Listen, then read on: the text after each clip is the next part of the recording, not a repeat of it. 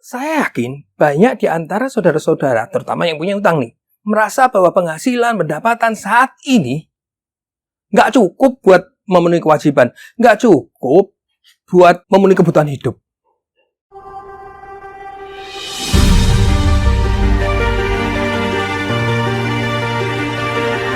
Bismillahirrahmanirrahim. Assalamualaikum warahmatullahi wabarakatuh. Saudara-saudara sekalian, apa kabar hari ini?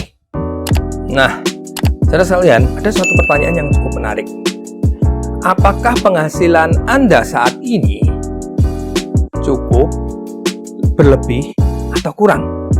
Saya yakin banyak di antara saudara-saudara, terutama yang punya utang nih, merasa bahwa penghasilan, pendapatan saat ini nggak cukup buat memenuhi kebutuhan hidup. Padahal, coba direfleksi mungkin 5 tahun, 10 tahun yang lalu. Berapa sih pendapatan Anda?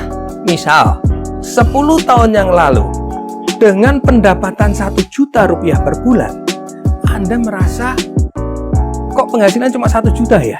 Gak cukup kayaknya. Kayaknya kalau saya penghasilan 1,5 juta, saya sudah merasa lega, cukup untuk memenuhi semua kebutuhan saya.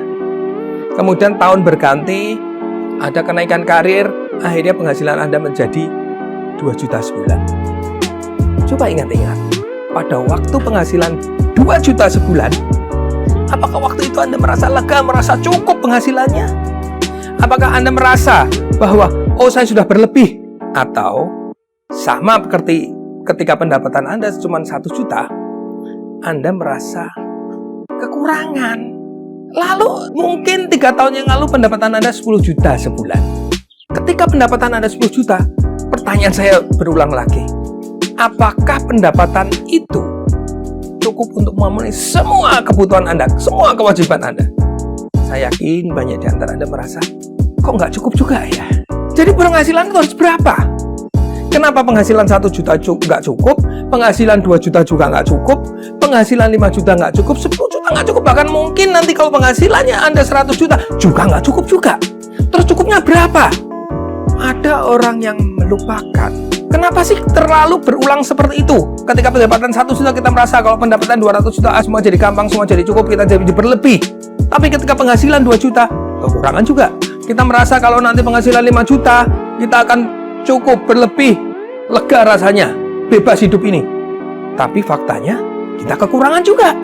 Nah, ini sebenarnya ada apa? Kenapa bisa terjadi hal yang seperti ini? Biasanya, orang ketika penghasilannya nambah, pendapatannya nambah, apa yang terjadi? Pengeluarannya nambah. Dan orang yang seringkali lupakan, ketika pengeluarannya nambah, biasanya pengeluarannya lebih cepat penambahannya dibandingkan penghasilannya. Jadi ketika penghasilannya 1 juta, dia mungkin pengeluarannya 1.100.000 sehingga dia kurang 100. Tapi ketika penghasilannya 2 juta, apa yang terjadi? Dia nggak cukup dengan 1.100.000, nggak cukup dengan 1,5 juta, nggak cukup dengan 2 juta. Dia keluarin 2,5 juta. Ketika penghasilannya 10 juta, apa yang terjadi? Penghasilan 10 juta membuat dia berpikir, saya punya duit 10 juta. Apakah cukup dengan 10 juta? Ternyata pengeluarannya nggak 10 juta. Pengeluarannya lebih dari 10 juta. Bisa jadi 13 juta, 14 juta, 15 juta. Terus kekurangannya diambil dari mana? Nah, inilah penyebab utama hutang. Pengeluarannya diambil dari hutang karena untuk menutup kekurangan daripada pengeluarannya. Jadi orang ini, dia menutup pengeluaran bulanannya dengan cara berhutang. Karena dia berharap penghasilan bulan depan dia pakai untuk nyicil hutang.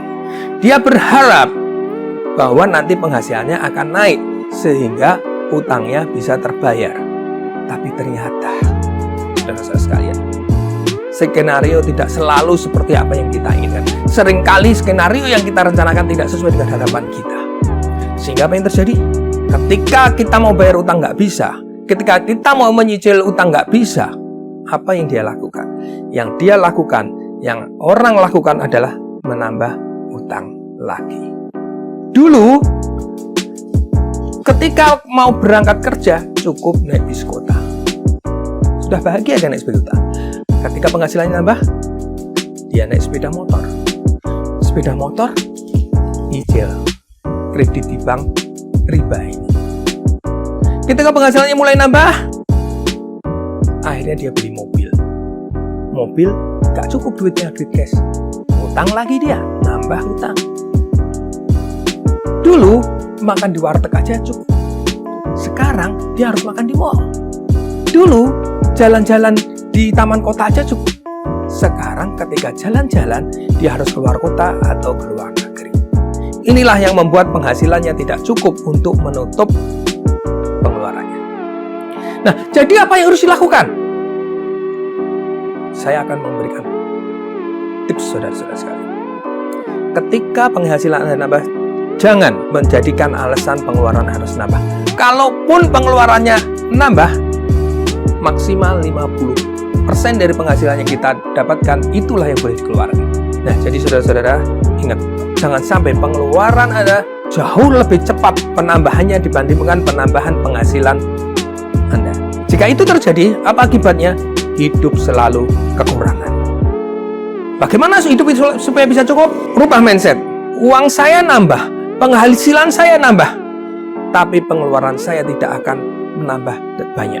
Bahkan kita bisa tahan dulu pengeluaran kita.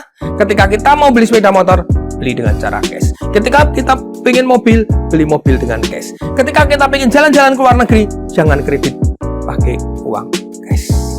Jadi ketika Anda ingin hidup tenang, saudara, tidak selalu merasa kekurangan, jagain pengeluaran Anda. Jangan sembarangan mengeluarkan duit ketika penghasilan Anda bertambah. Demikian saudara-saudara sekalian, jika sharing ini bermanfaat, yuk berbagi kepada yang lain. Subscribe video ini dan nantikan video-video berikutnya yang jauh lebih menarik daripada video-video ini. Wabillahi taufiq wal hidayah. Wassalamualaikum warahmatullahi wabarakatuh. Hidup berkah, hidup berlimpah, tanpa riba.